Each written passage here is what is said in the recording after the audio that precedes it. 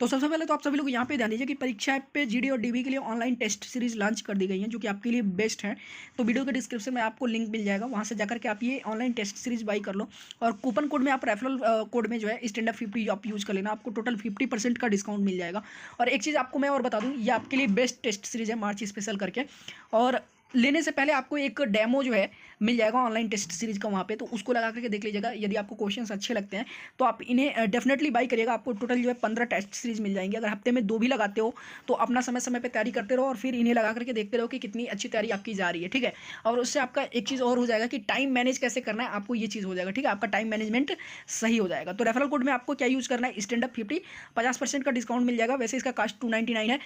Referral code use करने के बाद 149 में आपको जो है कंप्लीट 15 टेस्ट सीरीज जो है जीडी और डीबी के लिए अलग अलग आपका अनलॉक हो जाएगा, ठीक है। तो चलिए वीडियो शुरू करते हैं। सो हेलो गाइस, जय हिंद। कैसे हो आप सब? उम्मीद करता हूँ अच्छे होंगे। तो फाइनली आपका एप्लीकेशन का लास्ट डेट खत्म हो चुका है, जो कि 14 जनवरी था। और हमें लग रहा है कि आज सुबह में मैथ वाले सर ने आपको वीडियो बना के ये भी बता दिया है कि इस बार टोटल कितने फॉर्म भरे गए हैं। तो अब आपके कुछ और भी डाउट रह गए हैं, जिनको आज इस वीडियो में पूरे कंप्लीट रूप से जो है सॉल्व कर लेने वाले हैं। क्योंकि अब हमारे पास जो काम रह जाता है वो सिर्फ तैयारी का रह जाता है, ठीक है। तो जो आपके कुछ डाउट हैं उनके बारे में हम बात कर लेते हैं। सबसे पहले कुछ कैंडिडेट के मेरे पास जो है मैसेज आए हुए थे या फिर कमेंट भी थे। जैसे जो नए कैंडिडेट हैं वो ये पूछ रहे थे, सर ये बताइए कि एडमिट कार्ड कितने % पे आएगा, ठीक है। उस चीज़ पे हम बात करने वाले हैं। प्लस आपका एग्जाम कब होगा, एग्जैक्ट आपके पास टाइम कितना बच रहा है। तो क्लियर कट सब कुछ हम लोग जो है यहाँ पे बात कर लेने वाले हैं। लेकिन उससे पहले जो सबसे इंपॉर्टेंट चीज़ है, एक बार फिर से बात कर लेते हैं। टोटल नंबर ऑफ फॉर्म्स इस बार कितने आए हुए हैं, ठीक है। तो इस बार टोटल नंबर ऑफ फॉर्म्स जो हैं वो आपके 3,10,000 से ऊपर हैं। कितने हैं? 3,10,000 से प्लस हैं। और जो कि अगर हम बात कर लें कि पिछली बार कितने आए हुए, तो नियर अबाउट 4 लाख से अधिक जो है फॉर्म पिछली बार आपके आए हुए थे। तो कहीं ना कहीं इस बार जो है जो आपका ये संख्या है, ठीक है, कहीं ना कहीं कम है। तो आपका कंपटीशन भी इस बार कुछ कम होने वाला है, जिसके कारण जो है कट ऑफ में भी आपको कुछ कमी देखने को मिल सकती है। जिस हिसाब से वो कट ऑफ तो आपके जो है पेपर पे डिपेंड करता है। लेकिन फिलहाल पिछली बार का तो आपको कट ऑफ पता ही था क्या था। तो कहीं ना कहीं इस बार आपको कट ऑफ में पिछली बार से राहत जरूर देखने को मिलेगी, ठीक है। और दूसरी जो सबसे इंपॉर्टेंट चीज़ है जिस पर हम बात करने वाले हैं, एडमिट कार्ड को लेकर के, कि क्या परसेंटेज वगैरह रिक्वायर्ड है एडमिट कार्ड के लिए। देखिए मैं आपको बता दूं, फर्स्ट स्टेज के जो है एग्जाम के लिए किसी भी प्रकार का कोई परसेंटेज रिक्वायर्ड नहीं है कि आपका इतना % रहेगा तभी एडमिट कार्ड आएगा।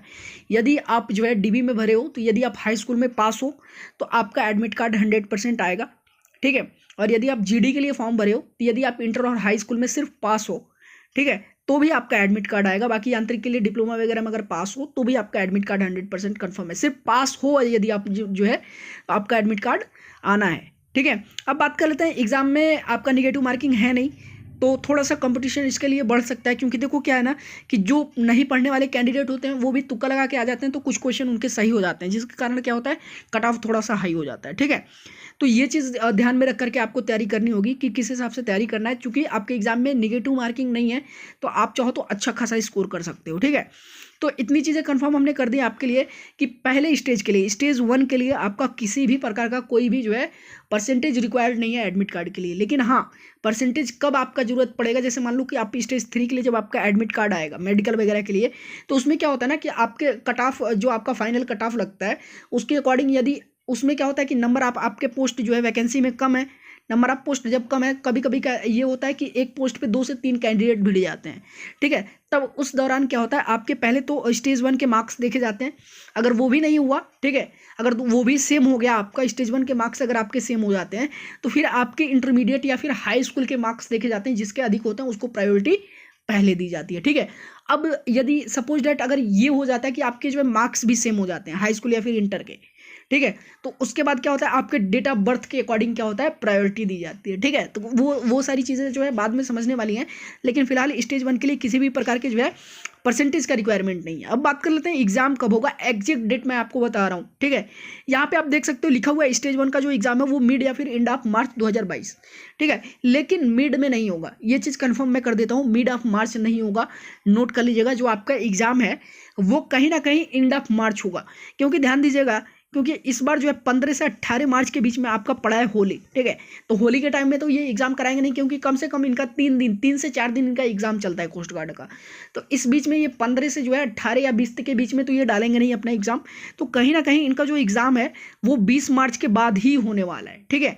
कहीं ना कहीं आपके कोस्ट गार्ड का एग्जाम 20 मार्च के बाद ही 100% कन्फर्म होगा। 22 से हो जाए, 25 से हो जाए, 24 से हो जाए, कभी भी शुरू हो जाए, लेकिन 20 मार्च के बाद ही शुरू होगा, ठीक है। अगर सब कुछ सही रहा, जैसे कि आप देख सकते हो अभी भी क्या है कि कोविड के केसेस बहुत सारे आ रहे हैं, ठीक है।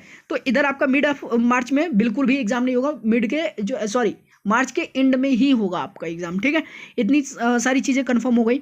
अब बात कर लेते हैं जो है आपकी तैयारी को लेकर के। देखो आपके पास लगभग अभी पूर्ण रूप से 2 महीने का समय बचा है। अगर आप चाहो तो इतनी अच्छी तरीके से तैयारी कर सकते हो कि अगर आप पहली बार ही फॉर्म भरे हो इस बार कोस्ट गार्ड का, तो पहली बार में आप चाहो तो क्रैक कर सकते हो, ठीक है। तो वो चीज़ आप पे डिपेंड करती है कि कितना डिटेल तैयारी करते हो, कितने मॉक आप लगाते हो, ठीक है। वो सारी चीज़ें आप देख लेना। टेस्ट सीरीज के बारे में मैंने आपको जस्ट अभी बता दिया है परीक्षा का, तो आप वो भी ले लो, लेकर के सॉल्व करो, खुद को टेस्ट करो कि कितना बेहतर आप पर डे करते जा रहे हो, ठीक है। अपनी टाइम मैनेजमेंट सबसे इंपॉर्टेंट होता है इन सब एग्जाम में, ठीक है। देखो क्योंकि क्या होता है, आपको 45 मिनट में 60 क्वेश्चन करने, टाइम मैनेजमेंट अगर आपके पास नहीं रहेगा तो आप 45 मिनट में 40 क्वेश्चन भी नहीं कर पाओगे, ठीक है। ये चीज़ ध्यान दीजिएगा। अभी भी कोई भी डाउट आपके मन में किसी चीज़ से भी संबंधित रह गया, वो कट ऑफ हो, चाहे वो आपका परसेंटेज हो या फिर एग्जाम डेट हो, तो प्लीज़ आप कमेंट जरूर करिएगा। फिलहाल के लिए वीडियो पसंद आया तो वीडियो को लाइक कर दीजिएगा, और वीडियो के डिस्क्रिप्शन में परीक्षा ऐप के जो है लिंक है, वहाँ से आप जाकर के GDB के लिए टेस्ट सीरीज बाई कर सकते हैं। चलिए धन्यवाद।